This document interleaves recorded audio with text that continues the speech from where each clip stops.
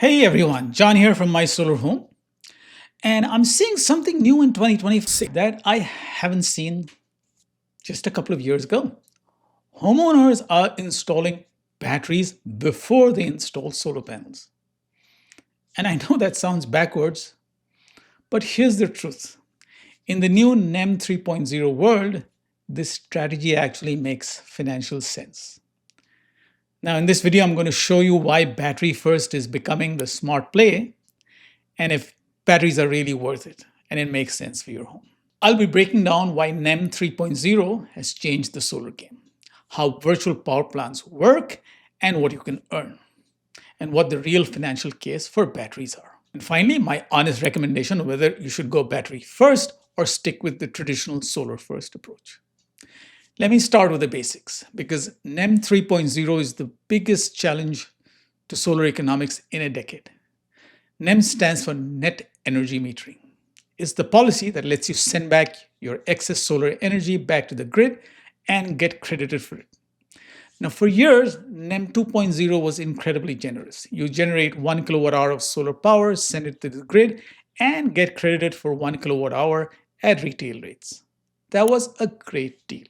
But in 2023, California changed the game, and now many other states are switching to NEM 3.0. Here's what's changed. You still get credited for excess solar power, but the credit is much lower. Instead of getting retail rates, you get wholesale rates. In California, that's about 75% less. Let me show you the real world impact. Let's say you're in California with $180 a month electric bill. Under NEM 2.0, a solar system would save you about $1,800 a year. Under NEM 3.0, the same system will save you just about $1,000 a year. That's an annual hit of $800. Here's the catch. NEM 3.0 also introduced time of use rates. Your electricity is more expensive during peak hours, 4 p.m. to 9 p.m., and cheaper during off-peak hours. So the strategy completely changed. Instead of just generating solar power, you need to store it and use it during peak hours. That's where the batteries come in. A battery lets you capture solar power during the day, store it, and use it during peak hours when electricity is most expensive. That's where you make the real money. But here's the game changer: virtual power plants, VPP programs.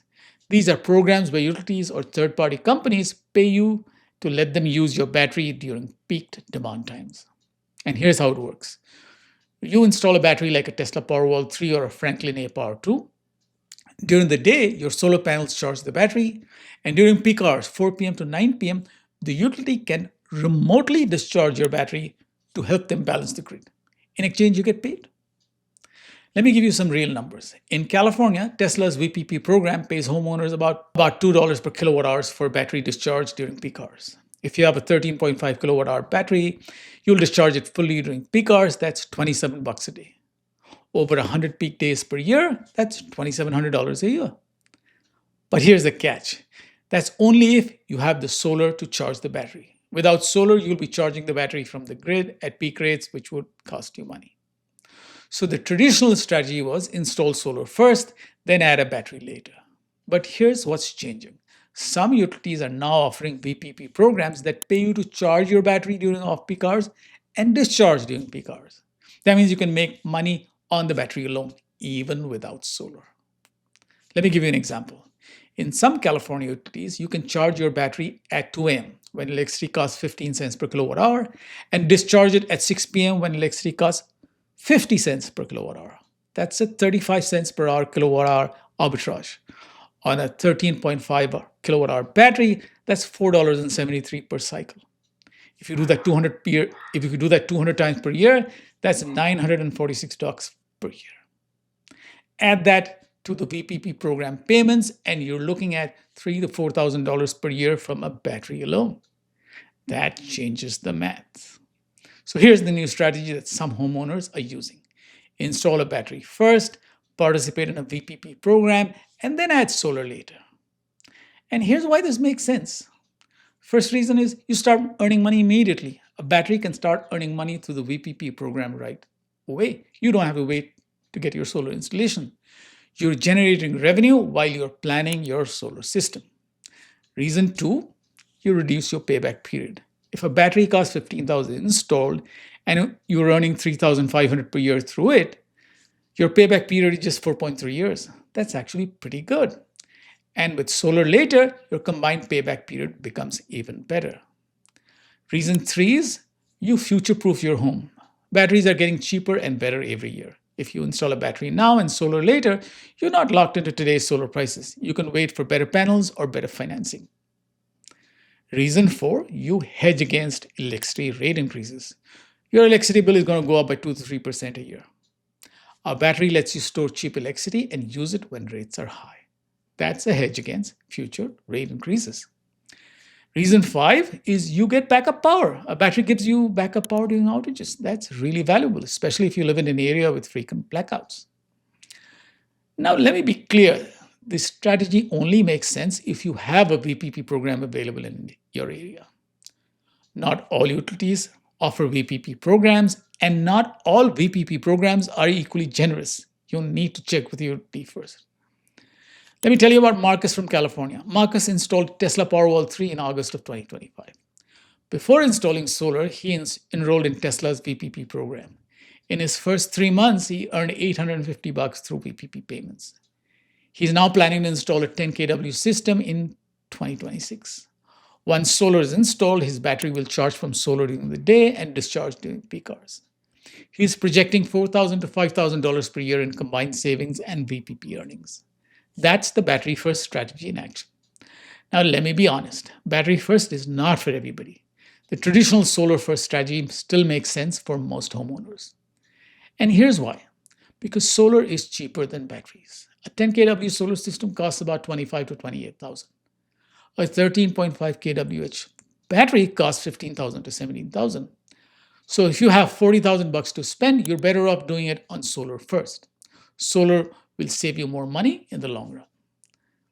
Now, the solar first strategy is you install a 10 kW system first, $25,000, saves $1,800 to $2,000 per year, then add the battery later, 2 or 3 years, $15,000, saves you an additional $1,500 to $2,000 per year. Total investment, again, $40,000, but your total savings is $3,500 to $4,000. With the battery first strategy, you install the 13.5 kilowatt hour battery, $15,000. It earns you $3,500 to $4,000 per year through the VPP program. Add the 10 kilowatt hour system in a couple of years. That costs $25,000, saves you $1,800 to $2,000 per year.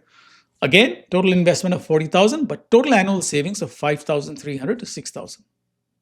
Wait, that doesn't add up. Let me recalculate. The battery first strategy actually saves more money because you're earning VPP payments while you wait for solar. But here's the catch. You need a VPP program available in your area.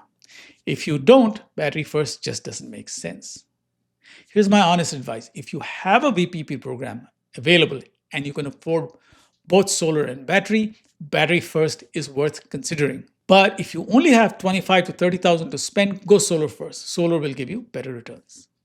Here's what you need to do. Check with your utility if they have a VPP program.